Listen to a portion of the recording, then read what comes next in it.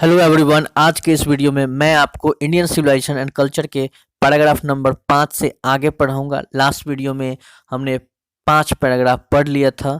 अगर आपने नहीं देखा है तो उसके वीडियो का लिंक वीडियो के डिस्क्रिप्शन में भी है, या आप ऊपर जो लिंक पॉपअप हो रहा है उस पर क्लिक करके देख सकते हैं। तो चलिए शुरू करते हैं। Paragraph number 6।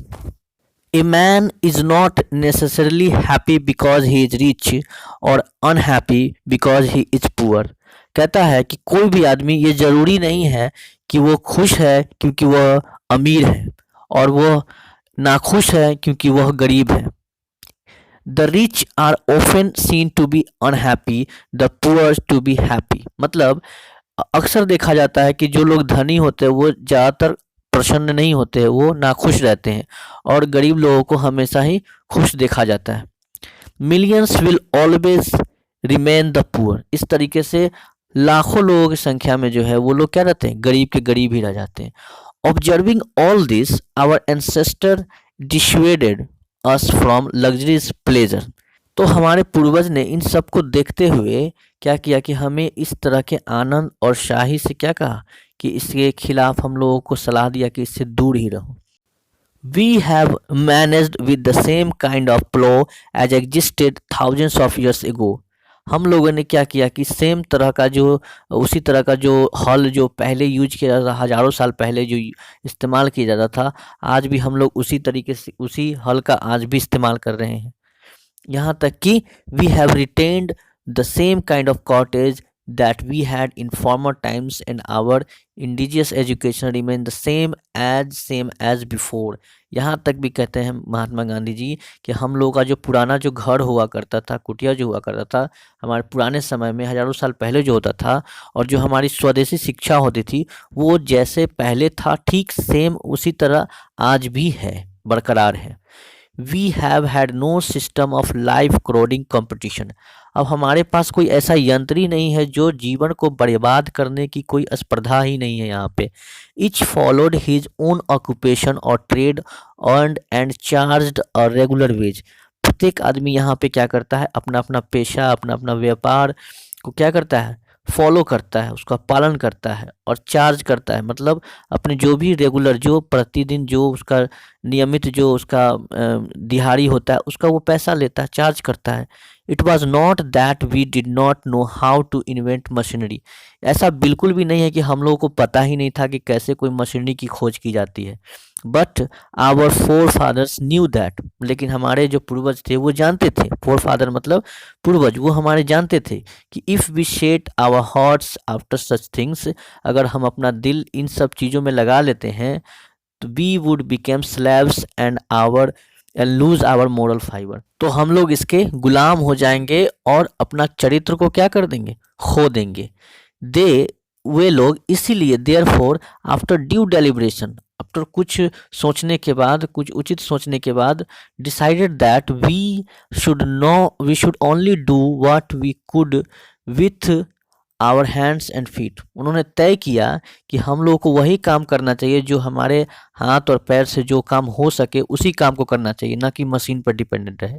They show that our real happiness and health consistent in a proper use of our hands and feet.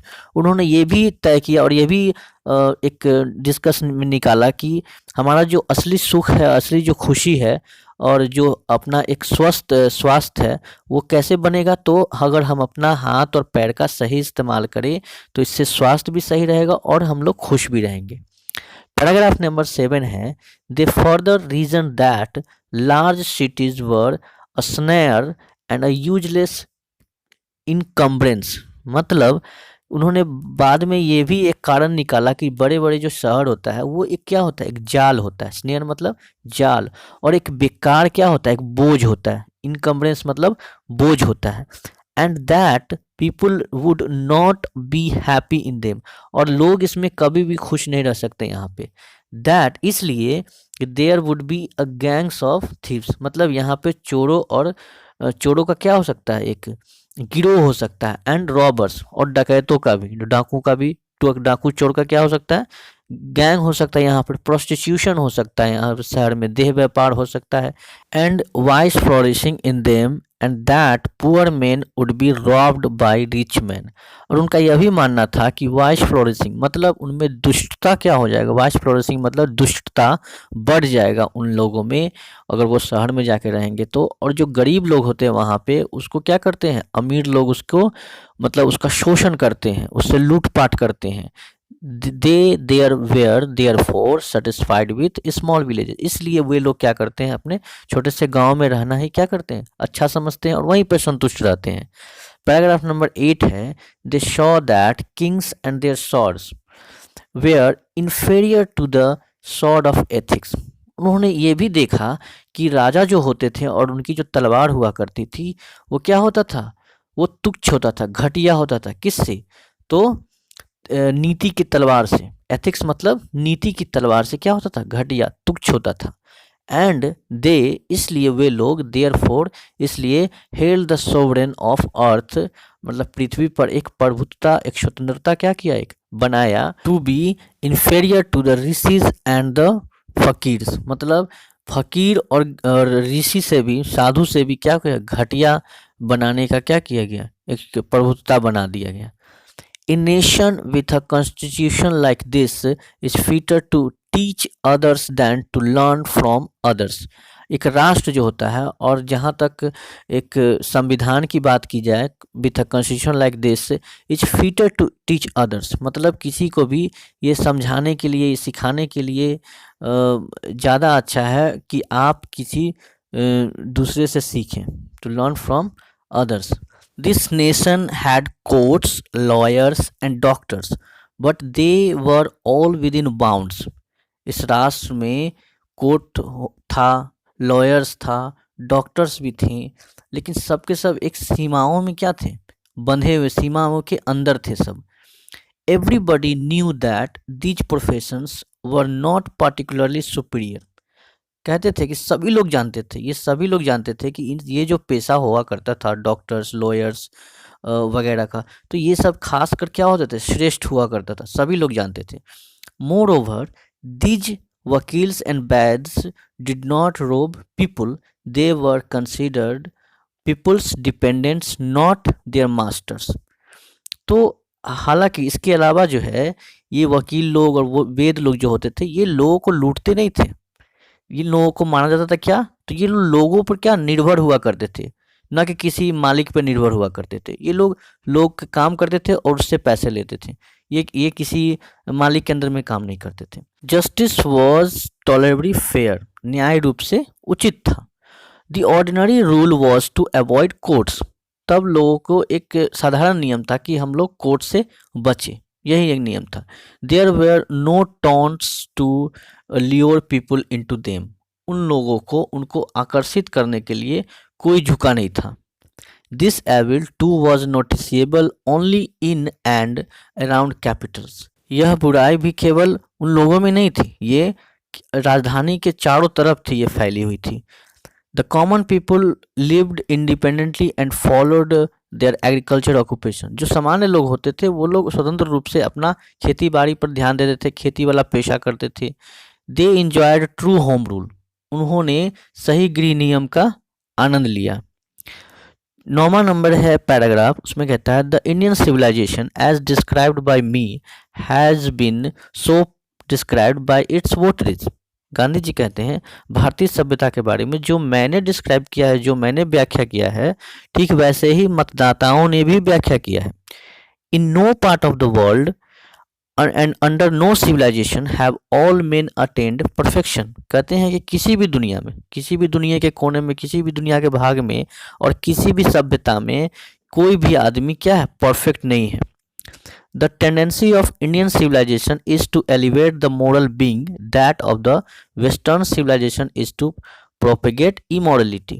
हमारी जो सभ्यता, भारतीय सभ्यता, उसकी प्रवृत्ति क्या है, टेंडेंसी मतलब प्रवृत्ति क्या है, तो वो मोरल, नैतिक चीज़ जो होता है, नैतिक शिक्षा को क्या करता है, वो बढ़ावा देता है, उसको उठाता है, उठाने का काम करता है। एलिवेट मतलब रेज करता है उसको। लेकिन जहाँ तक वेस्टर्न सिविलाइजेशन, पश्चिमी सभ्यता का बात है, तो वो क्या करता है, इमोरलिटी, जो झूठ होता है, इस सब चीज़ को क्या करता है, फैलाता है, गलत चीज को फैलाता है। द लैटर इज गॉडलेस, उसके बाद में क्या है, तो बाद में वह नास्तिक है। गॉडलेस मतलब नास्तिक। The former is based on a belief in God, और उसके बाद जो पहले वाला जो है वो भगवान में विश्वास करने वाला था। So understanding and so believing, मतलब बहुत ही समझदार और बहुत ही मानने वाला। It behoves every lover of India to cling to the old Indian civilisation even as a child clings to the mother's breast, मतलब और यह सही है। इट बिहोव्स मतलब राइट, यह सही है प्रत्येक भारतीय प्रेमी के लिए कि वो अपने पुराने भारतीय सभ्यता से क्या रहे, चिपके रहे। उसी तरह चिपके रहे जैसे एक बच्चा अपनी माँ की छाती से चिपके रहता है। 10वां पैराग्राफ है, I am no hater of the West, I am thankful to the West for many a thing I have learned from Western literature. फिर गांधी जी कहते हैं कि मैं वेस्ट सभ्यता, पश्चिमी सभ्यता से नफरत नहीं करता हूँ, लेकिन मैं तो यहाँ तक एक शुक्रगुजार हूँ वेस्टर्न पश्चिमी सभ्यता के लिए, कई सारे चीज़ के लिए जो मैंने उनसे पश्चिमी जो साहित्य उससे जो सीखा है। और लेकिन मैं शुक्रगुजार हूँ मॉडर्न सिविलाइजेशन, यानी कि but I am thankful to modern civilization, मतलब आधुनिक सभ्यता का भी मैं बहुत ही शुक्रगुजार हूँ जिसने for teaching me that if I want India to rise to its fullest height, I must tell my countrymen frankly that after years and years of experience of modern civilization, I have learnt one lesson from it, and that is what we must shun it at all cost. मतलब कहते हैं गांधी जी कि मैं तो बहुत शुक्रगुजार हूँ इस आधुनिक सभ्यता से कि जिसने मुझे सिखाया कि मैं जाऊं और भारतीय को जित आई वांट इंडिया, अगर मैं चाहता हूं कि भारत को ऊपर ले जाऊं, एकदम एक बहुत ऊंचाई पर ले जाऊं, तो मुझे अपने देशवासी को स्पष्ट रूप में यह कहना चाहिए कि मैंने जितना जो ये मॉडर्न सिविलाइजेशन का अनुभव किया, सालों दर सालों जो मैंने ये आधुनिक सभ्यता का जो मैंने अनुभव किया, मैंने इससे एक ही चीज़ सीखा। वो क्या सीखा कि मैं अपने देशवासी को ये बताऊं कि किसी भी कीमत से ऐसी सभ्यता से दूर ही रहना चाहिए। 11 नंबर है paragraph, what is that modern civilization? It is the worship of the material, it is the worship of the brute in us, it is unadulterated materialism, and modern civilization is nothing if it does not think at every step of the triumph of material civilization. कहते हैं गांधी जी आखिर ये modern civilisation आधुनिक सभ्यता है क्या? तो है कुछ नहीं, it is the worship of the material, ये सामग्री की क्या है, पूजा है। It is the worship of the brute in us, ये जो हमारे अंदर जो जानवर है, हमारे अंदर जो क्रूरता है उसकी पूजा करता है। इट इज़ अनएडल्टरेटेड मटेरियलिज्म, जो कि क्या है, पूरी तरह से एक सामग्री है और आधुनिक सभ्यता कुछ नहीं है। If it does not think at every step of the triumph of material civilization, मतलब अगर यह सामग्री सभ्यता के विजय के हर चरण पर नहीं सोचता है। 12वां जो पैराग्राफ है, it is perhaps unnecessary if not useless to weigh the merits of the two civilization, शायद ये क्या है, अनावश्यक है, बेकार है, लेकिन दो सभ्यताओं के योग्यताओं को तौलना, ठीक है। इट इज़ लाइकली दैट, ये उसी तरीके से है जैसे West has evolve a civilization suited to its climate, West में जो हमारे जो पश्चिम में जो इसकी सभ्यता है, वो पश्चिम के वातावरण, वहाँ के क्लाइमेट पर क्या करता है, शूट करता है, climate and surroundings. And similarly उसी तरीके से we have a civilization suited to our condition and both are good in their own respective spheres.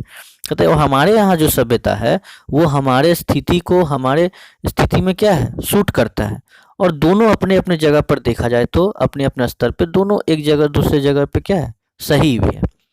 13वां paragraph है, the distinguish characteristics of modern civilization is an indefinite multiplicity of human bonds. आधुनिक सभ्यता का असाधारण विशेषता है वो है मानव इच्छा का अनिश्चित क्या, अधिकता का। The characteristic of ancient civilization is an imperative restriction upon and a restrict regulating of these wants.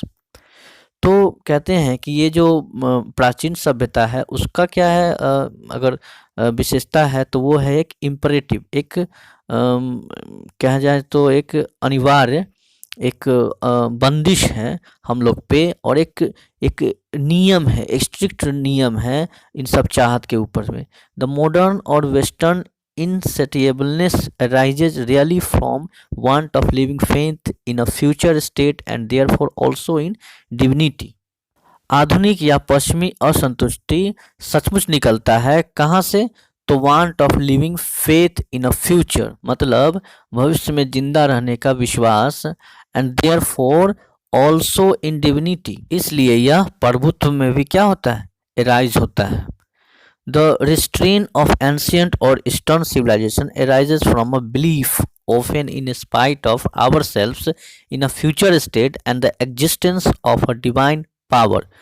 मतलब प्राचीन या पूर्वी सभ्यता का संयम एक विश्वास से उत्पन्न होता है, अक्सर भविष्य के राज में और एक दिव्य शक्ति के अस्तित्व में खुद के बावजूद होता है। पैराग्राफ 14 में है, some of the immediate and brilliant results of modern inventions are too maddening to resist. कहते हैं गांधी जी कि आधुनिक जो खोज है जिसमें कुछ ऐसे भी अत्यंत और शानदार परिणाम है जिसको रेसिस्ट करना, जिसका विरोध करना पागलपन होगा। But I have no manner of doubt that the victory of man lies in that resistance. लेकिन इसमें भी कोई शक और संदेह की बात नहीं है कि आदमी की जीत तभी होती है जब उसका विरोध होता है। We are in danger of bartering away the permanent goods for a momentary pleasure, मतलब कुछ क्षण के लिए हम लोग क्या कर रहे हैं, एक परमानेंट गुड जो हमारे पास जो अस्थायी रूप से जो सामान है उसको क्या कर रहे हैं हम लोग उसको क्या कर रहे हैं, एक्सचेंज कर रहे हैं, बस ये खतरा है। Just as in the West they have made wonderful discoveries in things material, similarly Hinduism has made still more marvelous discoveries in things of religion, of the spirit, of the soul। इस प्रकार से पश्चिम में भी आश्चर्यजनक खोज किया गया है मटेरियल के क्षेत्र में, तो उसी प्रकार से हिंदुइज्म ने भी क्या किया, हिंदू लोगों ने भी क्या किया है, शानदार खोज किया है। धर्म की बात करें या फिर आध्यात्मिक की बात करें तो यहाँ भी बहुत अच्छी खोज की गई है हिंदू में भी। 16 नंबर पैराग्राफ है, but we have no eyes for this great and fine discovery, लेकिन हमारे पास आँख नहीं है कि हम उस सब चीज़ को, महान खोज को देखें और समझें। We are dazzled by the material progress that western science has made, लेकिन हम लोग क्यों नहीं देख पाते हैं, तो बस इसका कारण यही है कि हम लोग चौंधिया गए हैं किससे, तो जो पश्चिमी विज्ञान ने, जो पश्चिम देश के विज्ञान में जो उन्होंने जो प्रोग्रेस किया है उस सबको देख करके हम लोग क्या कहें, चौंधिया गए हैं। I am not enamoured of that progress, Gandhi ji कहते हैं कि मैं उस उन्नति से बिल्कुल भी खुश नहीं हूँ। In fact, it almost seems as though God in his wisdom has prevented India from progressing along these lines so that it might fulfill its special mission of resisting the onrush of materialism। मतलब वास्तव में यह लगभग ऐसा लगता है जैसे भगवान ने अपने ज्ञान में भारत को उन लाइनों से आगे बढ़ने से रोका है, इसलिए यह भौतिकवाद के तंत्र को रोकने में अपने मिशन को, विशेष मिशन को पूरा कर सकता है।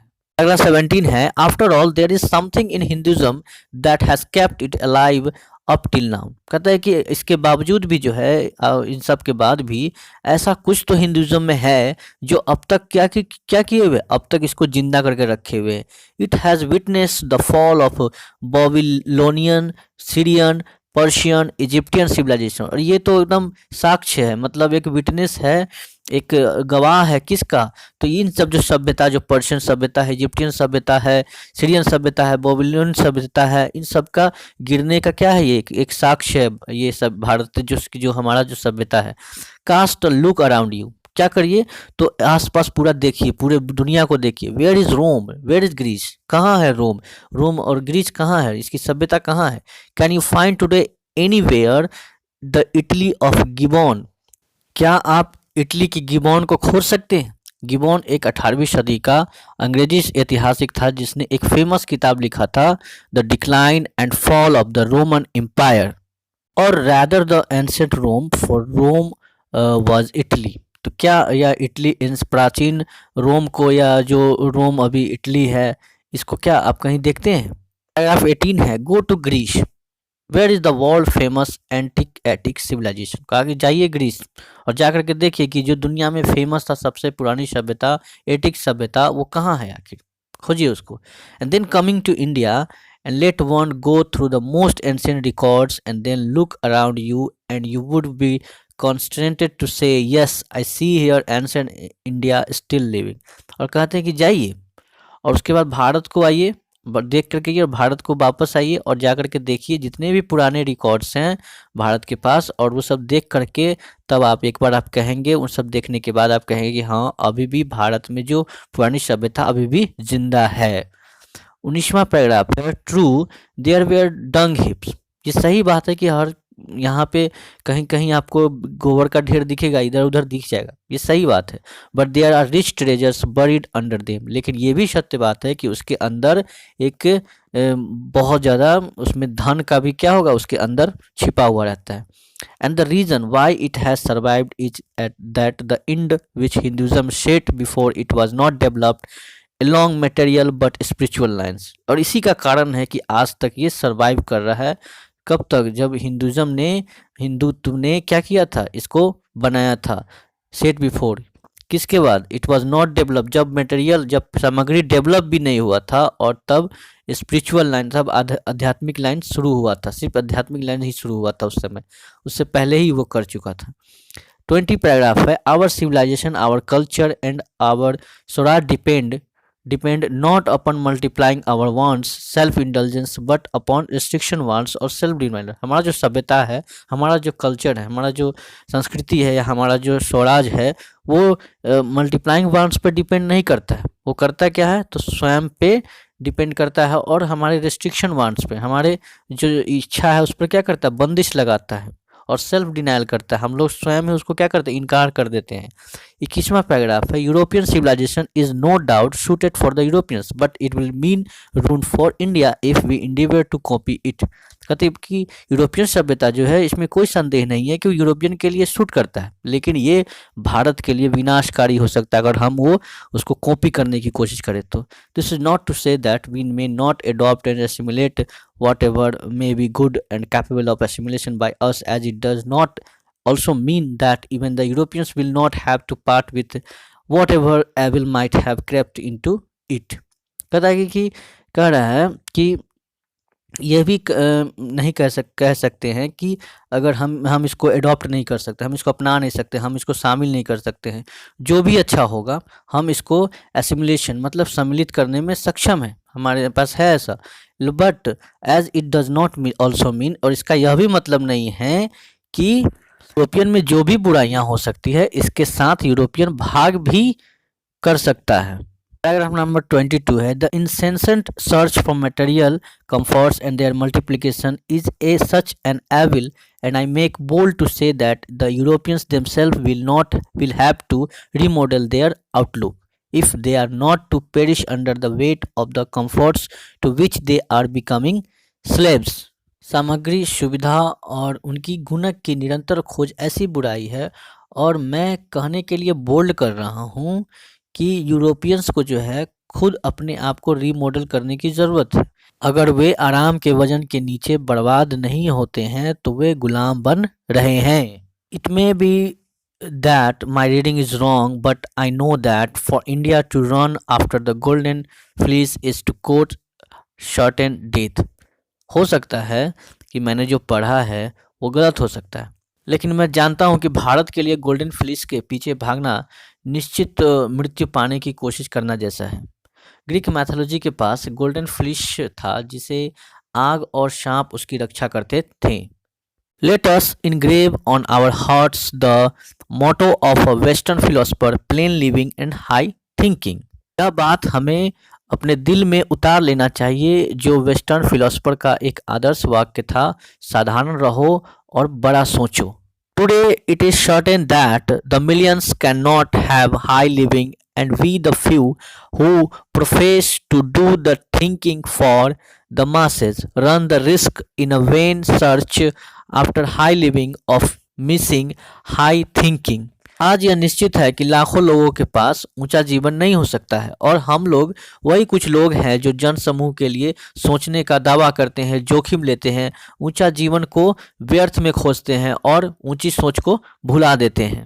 पैराग्राफ नंबर 23 है, civilization in the real sense of the term consist not in the multiplication but in the deliberate and voluntary restriction of wants.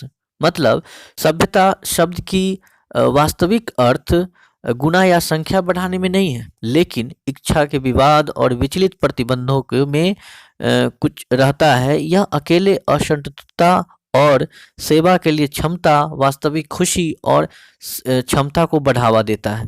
Paragraph number last है 24, a certain degree of physical harmony and comfort is necessary but above a certain level it becomes a hindrance instead of help। Means शारीरिक सद्भाव और आराम आवश्यक है एक निश्चित degree तक, लेकिन एक निश्चित स्तर से ऊपर यह मदद के बजाय एक बाधा बन जाता है। Therefore, the ideal of creating an unlimited number of wants and satisfying them seems to be a delusion and a snare। इसलिए एक सीमित इच्छा की संख्या और संतुष्टि अनुकूल उत्पन्न करना एक भ्रम और जाल लगता है। The satisfaction of one's physical needs, even the intellectual needs of one's narrow self, must meet at a certain point, a dead stop, before it generates into physical and intellectual voluptuousness। किसी की शारीरिक आवश्यकताओं की संतुष्टि, यहाँ तक कि बुद्धिजीवी को भी किसी की संकीर्णता की आवश्यकता होती है, जो एक निश्चित जगह पर मिलता है जहाँ रास्ता खत्म हो जाता है, इससे पहले कि यह इसे शारीरिक और बौद्धिक भौतिकी में गिरावट आ जाए। A man must arrange his physical and cultural circumstances so that they do not hinder him in his service of humanity on which all his energy should be concentrated। एक आदमी की अपनी शारीरिक और सांस्कृतिक परिस्थितियों की व्यवस्था करनी चाहिए ताकि वे उन्हें मानवता की अपनी सेवा में बाधा न दे, जिस पर उसकी सारी ऊर्जा केंद्रित होनी चाहिए। आज हमने इस वीडियो में इंडियन सिविलाइजेशन एंड कल्चर को पूरा कर लिया है। अगले वीडियो में आगे हम एक नए लेसन की शुरुआत करेंगे। वीडियो को like, share, comment and subscribe जरूर करें। Thank you for watching this video.